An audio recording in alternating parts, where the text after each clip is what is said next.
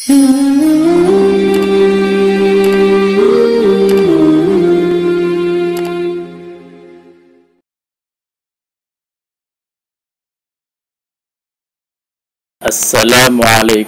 warahmatullahi wabarakatuh. Bismillahirrahmanirrahim. Alhamdulillahi rabbil alamin. Asyhadu an la ilaha illallah wa asyhadu anna Muhammadar Rasulullah. Allahumma salli wa sallim ala sayyidina Muhammadin wa ala alihi wa sahbihi ajma'in. Amma ba'du. Rabbi syrah li sadri wa yassir li amri wahlul 'uqdatam min lisani yafqahu qawli. Saudaraku semua yang dimuliakan Allah, hari ini kita lanjut lagi pengajian yang ke-22, sambungan yang kemarin. Hari ini kita ingin membahas masalah menggunakan batu istinja untuk beristinja. Langsung kita baca kitab. Qala al-musannifu rahimahullah wa nafa'na bihi wa bi ulumihi amin. Wa amma hajarul istinja, dan adapun batu istinja, fayajuzu, maka boleh, al istinja'u bihi, oleh beristinja dengan batu istinja, wahdahu, sendirinya batu istinja. Jadi badalan, sebagai ganti, anil ma'i, daripada beristinja dengan air. Walau ma'a qudrati alal ma'i, walaupun beristinja dengan batu istinja saja itu ma'al qudrati, beserta mampu atas menggunakan air. Jadi batu istinja boleh kita beristinja dengan batu istinja saja, sebagai ganti daripada kita beristinja dengan air. Beristinja itu adalah kita bersuci daripada hadas setelah buang hadas besar dan hadas kecil, setelah buang air besar dan air kecil. Jadi setelah qada hajat itu beristinja. Jadi boleh kita beristinja dengan batu saja, tidak tanpa menggunakan air, walaupun kita mampu menggunakan air. Lakin lahu syurutun, akan tetapi bagi batu istinja itu ada, artinya akan tetapi lahu, bagi beristinja dengan batu istinja saja itu syurutun, ada beberapa syarat. Min khaisu isti'malihi, dari segi penggunaannya batu istinja, wa syurutun min khaisu zatihi, dan syarat-syarat dari segi zatnya batu istinja, wa syurutun min khaisul khariji, dan syarat-syarat dari segi al-kharij, yang keluar untuk kita beristinja, wa syurutun min khaisul mahal, dan syarat-syarat dari segi tempat.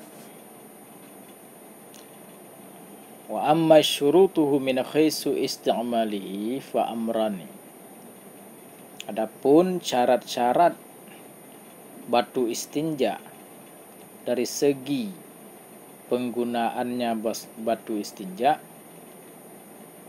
maka ada dua perkara atau ada dua syarat. Ahaduma, yang pertama daripada dua syarat, salasu maskhatin, 3 kali sapu. Itu syarat pertama. Ya khaisu, dengan sekira, ya ummu, meratai, bikulli maskhatin, dengan tiap-tiap sapuan, oleh tempat. Tempat di sini adalah tempat keluarnya air besar dan tempat keluarnya kencing. Jadi dengan tiap-tiap sapuan itu meratai tempat tersebut, maka disapu sekali meratai semua, kemudian diulang lagi begitu juga, kemudian diulang lagi juga begitu 3 kali. Walau pada sapuan pertama sudah bersih, tetap wajib disampaikan 3 kali. Walau bi atrafil hajrin, walaupun 3 kali sapuan tadi dengan sudut-sudut batu. 1 batu 3 kali sapu. Dengan sudut A sekali merata semua, diulang lagi yang sudut B merata semua, diulang lagi yang sudut C meratai semua. Walaupun seperti itu.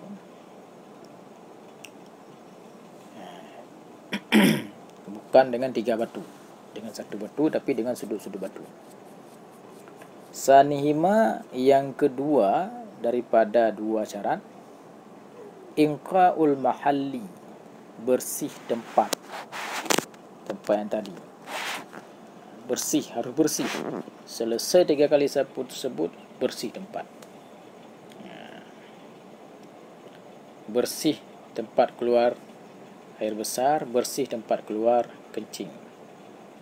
Bikhaisu, dengan sekira la yabqa, tidak sisa, illa qadrun, kecuali 1 kadar atau ukuran, la yaziluhu, yang tidak menghilangkan ukuran itu, illal ma'u, kecuali oleh air, au sirarul hazfi, atau tembikar-tembikar kecil.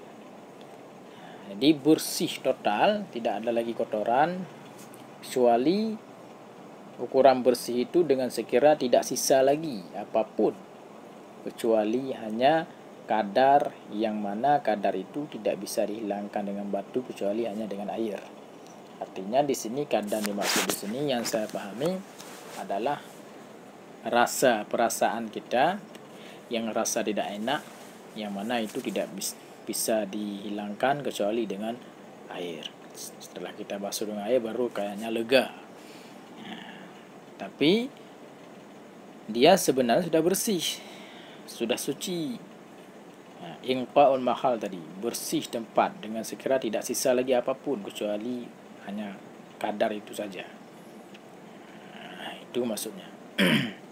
Jadi jangan sampai nanti dibasuh dengan istinja dengan batu, selesai 3 kali sapu masih ada lengket kotoran di tempat tadi, di tempat keluar kencing dan tempat keluar berak, masih ada lengket kotoran, sisa disapu dengan batu itu, yang mana sisa yang lengket itu tidak bisa dibersihkan dengan batu.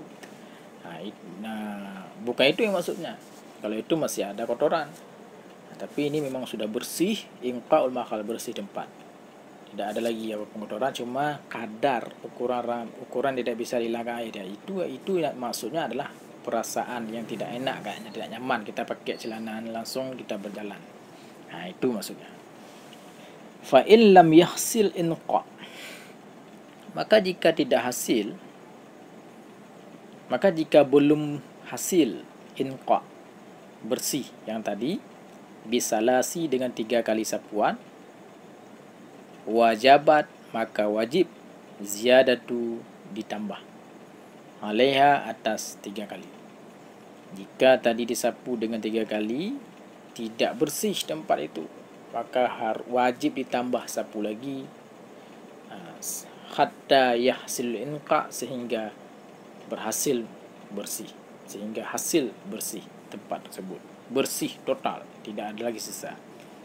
Dah 3 kali sapu masih ada lengket, disapu lagi sampai bersih total. Wa yusannul itar, dan disunatkan itar, mengganjil-ganjilkan. Makna mengganjil-ganjilkan tadi 3 kali sapu itu ganjil pertama. Tidak bersih juga ditambah lagi 5 kali, berarti ganjil. Tidak bersih juga ditambah lagi sunat ganjil juga 7 kali. Tidak bersih juga ditambah lagi sunat ganjil 9 kali. Itu maknanya itar, disunatkan seperti itu. Jangan tidak bersih 3 kali ditambah 4 kali sudah bersih berhenti. Itu tidak dapat pahala sunat, tapi disunatkan diganjilkan 5 kali dan seterusnya. Iza lam yahsil inqa, Apabila belum hasil inqa bersih biwitrin dengan satu kali ganjil yang tadi, dengan satu ganjil. Makna satu ganjil tadi yang disyaratkan adalah harus 3 kali, itu satu ganjil. Itu syarat yang wajib, satu ganjil. Jika dengan 3 kali itu, satu ganjil itu tidak bersih, maka ditambah lagi sampai jumpa ganjil lagi, yaitu 5 kali. Gitu. Dan seterusnya. Wa idza khasal al-inqa, dan apabila hasil inqa bersih bidunis salas, dengan tiada 3 kali sapu, wajib tatmimuha, wajib menyempurnakan 3 kali. Tadi disyaratkan harus 3 kali sapu, wajib itu, maka sebelum sampai 3 kali sudah bersih, 2 kali sapu sudah bersih misalnya, maka wajib kita sempurnakan 3 kali. Wajib, kalau tidak maka tidak sah istinja itu. Artinya istinja itu tidak dikira, masih kita belum suci, maka wajib disempurnakan 3 kali. Ini penting. Wa amma syurutuhu, dan adapun itu syarat batu istinja, syarat istinja dengan batu dari segi penggunaannya. Itu ada 2 syarat, sudah selesai. Sekarang wa amma, dan adapun syurutuhu, syarat-syaratnya batu istinja, min khaisu, dari segi zatihi, zatnya batu istinja, fahiya, maka dianya syarat-syarat, an yakuna, bahwa adalah batu istinja jamidan, keras, tahiran, lagi yang suci, qalian, lagi yang mencabut, ghaira muhtarimin, yang tidak mulia, yang tidak terhormat, wala mubtalin, dan tidak basah. Ini cara yang pertama. Syarat batu istinja dari segi dirinya batu, zatnya batu, adalah batu tersebut harus jamid, harus yang keras, sehingga jangan sampai nanti kalau tidak keras dia hancur di tangan. Dia harus keras, tahiran, dan dia harusnya suci. Kalau tidak suci nanti kita sapu najis dengan najis. Qalian, yang dapat mencabutkan kotoran-kotoran yang ada di tempat tadi. Dapat mencabut, dapat melekangkan. Itu makna qalian. Maka batu harus yang sifatnya itu, bentuknya itu kasar. Sehingga jangan batu licin seperti batu cincin. Maka itu tidak dapat mencabut kotoran-kotoran di tempat tersebut. Tapi harus batu yang kasat, sehingga ketika kita gosok memang terangkat dan terlekangkan kotoran-kotoran tersebut. Ghaira muhtaramin, yang tidak terhormat. Jangan batu yang terhormat. Jangan batu yang terhormat. Jangan batu yang terhormat. Wala mubtalin, dan jangan yang basah. Berarti di sini nggak boleh batu basah. Kalau kita ambil batu dalam air lalu kita istinja, itu nggak bisa, karena tidak bersih, tambah kotor lagi. Maka batunya harus kering. Wa minal muhtarami mat'umul adamin awil jinni, dan sebahagian daripada yang terhormat adalah mat'umul adamin, makanan manusia, awil jinni, atau makanan jin. Jadi termasuk dalam kategori terhormat adalah makanan-makanan manusia. Kita gunakan makanan manusia yang jamid, keras, tahir, suci, qalian, dapat mencabut kotoran, kita gunakan untuk beristinja. Itu tidak bisa, karena itu makanan, barang yang terhormat. Awil jinni, atau makanan jin. Ini lucu ya, tapi begini hukumnya. Makanan jin dikategorikan dalam benda yang terhormat, maka tidak bisa kita gunakan beristinja. Begitu. Nah, yang dari sini dapat kita pahami bahwa bukan dengan batu saja bisa beristinja, tetapi juga dengan benda-benda apa saja yang sifatnya itu jamid, keras, tahiran, suci, walian, dapat mencabut, melekangkan kotoran-kotoran dan tidak terhormat dan tidak basah lagi. Itu sifatnya. Wa amma syurutuhu, dan adapun syarat-syarat batu istinja dari segi al-kharij, yang keluar.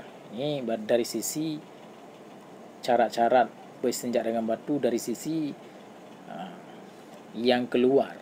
Makna yang keluar berarti ada dua, berak dan kencing.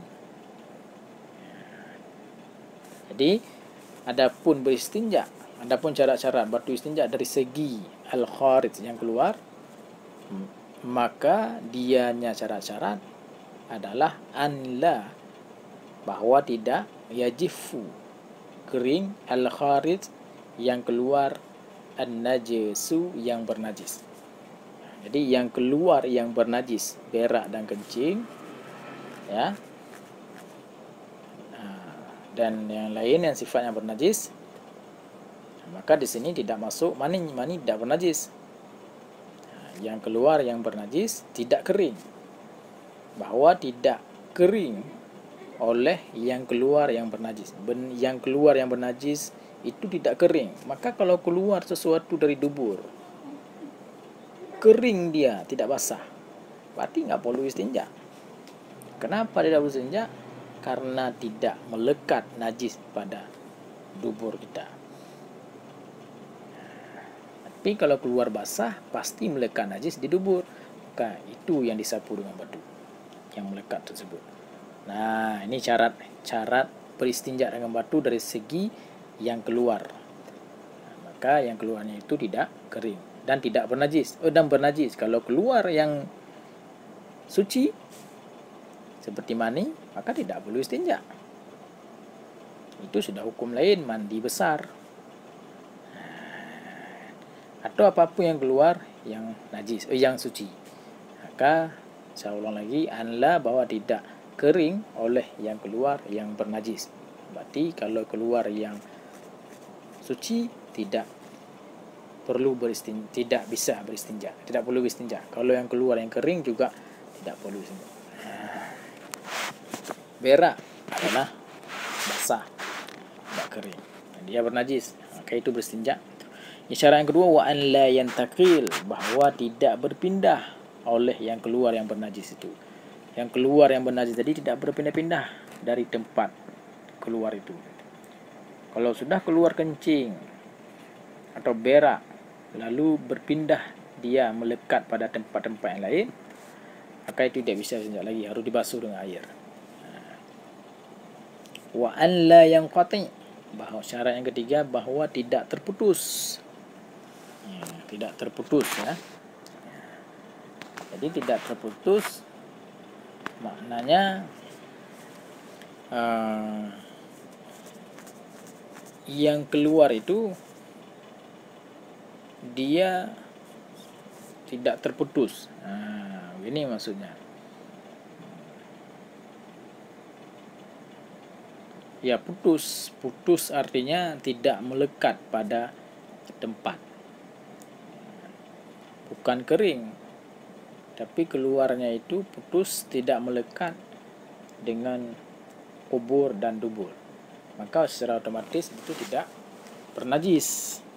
Artinya kita tidak kena najis tersebut. Karena najis tersebut putus, sehingga tidak kena dengan kulit kita. Misalnya kejadian seperti itu, maka itu tidak perlu beristinja. Ini kejadian seperti ini harus yakin, kita pasti tahu. Kalau tidak yakin, kembali kepada lumrah, pada adat. Kalau keluar berak dan kencing pasti dia melekat. Kemudian syarat selanjutnya, wa anla, bahwa tidak yatra'u alaihi ajnabi, bahwa tidak datang muncul atasnya yang keluar yang bernajis tadi oleh ajnabi. Maknanya ajnabi, hal-hal yang lain yang bukan dari benda yang keluar najis itu. Misalnya muncul apa saja ajnabi yang lain, yang dari lain tertempel di situ atau apa, misalnya air atau apa saja ajnabi yang datang atasnya al-kharit yang keluar yang najis itu, maka itu tidak bisa lagi beristinja, harus basuh dengan air. Wa an la yujawiza, syarat selanjutnya bahwa tidak melampaui. Makna melampaui itu ya tidak melampaui fil ghaid pada berak safkhatahu ya, tidak melampaui oleh yang keluar yang bernajis tadi fil ghaid pada masalah berak ya, kalau yang keluar bernajis itu yang berak, safkhatahu akan lembaran yang keluar yang bernajis itu. Makna lembarannya adalah artinya gelang dubur tempat keluar berak itu, tidak berak tersebut yang keluar itu tidak melampaui daripada gelang tersebut. Kalau sudah melampaui, melekat pada yang tempat yang lain di sekitar itu, maka itu tidak boleh lagi beristinja dengan batu, tapi harus basuh dengan air karena itu sudah melebar. Wala fil boli khasafatahu, dan tidak melampaui yang keluar yang bernajis pada kencing akan khasafahnya yang keluar yang bernajis tersebut. Khasafah itu artinya tempat keluar, misalnya kencing, tempat keluar kencing itu tidak melampaui kencing yang keluar itu daripada tersebut. Artinya kencing yang keluar itu melebar, dia melekat kepada tempat-tempat lain di khasafah, di tempat keluar itu, sehingga dia melebar, tidak lagi kena kencing pada tempat keluar itu saja, tapi sudah melebar ke samping-sampingnya, maka itu tidak bisa beristinja lagi dengan batu, tapi harus dibasuh dengan air. Wa amma min khaisul mahal, dan adapun dari segi syarat-syarat dari segi tempat, syarat-syarat batu istinja dari segi tempat, falahu, maka bagi syarat baginya tempat, syartun wahidun, syarat yang satu. Artinya adapun syarat-syarat menggunakan batu istinja dari sisi tempatnya yang kita istinja tersebut, yaitu kubur dan dubur, adalah cuma satu syarat saja. Apa itu? Wahwa, dan dianya satu syarat itu adalah an yakuna, bahwa adalah zalikal mahallu, demikian tempat, farjan mu'tadan, farad yang beradat. Termasuk dalam farad adalah kubur yang beradat. Artinya yang beradat adalah biasanya manusia, adatnya manusia adalah faradnya itu sebagaimana yang kita ketahui. Adatnya manusia, biasanya manusia, kubur itu adalah sebagaimana yang kita ketahui. Nah, jadi syaratnya harus tempat tersebut adalah yang beradat. Maka kalau kejadiannya seperti ini, ada orang kena satu penyakit sehingga dia harus operasi. Dengan operasi tersebut, misalnya kena penyakit pada faraj atau pada tempat keluar kotoran tadi, sehingga dia harus operasi dan tempat keluar itu dipindahkan ke perut. Nah, maka dia otomatis harus berak melalui perut misalnya, atau harus kencing melalui perut. Nah, maka itu tidak bisa kita beristinja dengan batu kalau kejadiannya seperti itu. Intinya, asalkan saja tempat keluar berak dan kencing itu sudah lagi tidak seperti adat biasa manusia, maka itu tidak boleh beristinja dengan batu kalau kejadian seperti itu.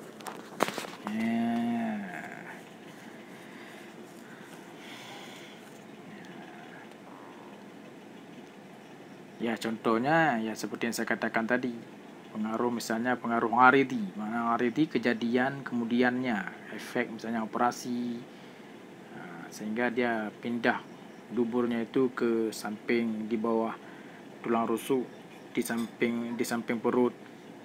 Itu nggak boleh istinja dengan batu kalau hal seperti itu. Jadi sampai di sinilah pengajian kita hari ini tentang materi fikih masalah beristinja dengan batu. Semoga dapat dipahami dan ini menjadi ilmu yang bermanfaat bagi kita untuk kita jalani dalam kehidupan kita agar sesuai dengan hukum-hukum Islam. Dan ini adalah dalam mazhab Syafi'i. Cukup. Saya mohon maaf. Wabillahi taufiq wal hidayah. Wassalamualaikum warahmatullahi wabarakatuh.